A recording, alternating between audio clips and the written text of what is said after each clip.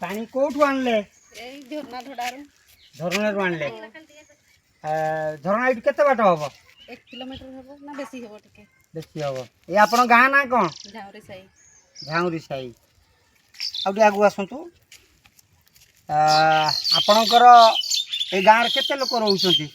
6-700 हेगी नै 6-700 हे जिवे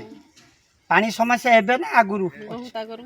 6-7 वर्ष बोरिंग तो हेछि आपणकर एटा एमेति हेछि बोरिंग टा फाटी जाइछि खुली जाइछि सेटा पानी आसुछि नै पानी आसे एटा आसुछि हमर पानी एपटे आसे नै नै किंतु आपण से झरणारू जाई की पानी आंतु ए बेलाटा कहीं धरचंती एटा डुबैलु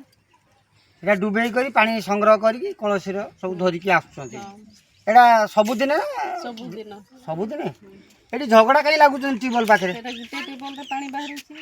सेटा झगड़ा एति लोक कते हेबे पानी अच्छा अच्छा एमिति क्या कथा सेटा एति भिड होइचन बेले आइटे पळैनु हमें अच्छा आपण कोन कहया चाहउचंती सरकार को हम के 15 दिन भीतर पानी कर दी हां कर देबे कि नहीं आउ आशा रखुछु कर देबो बोली अच्छा ठीक अछि जान आपण भी सेठू आनले आगे हां हां ठीक है जान।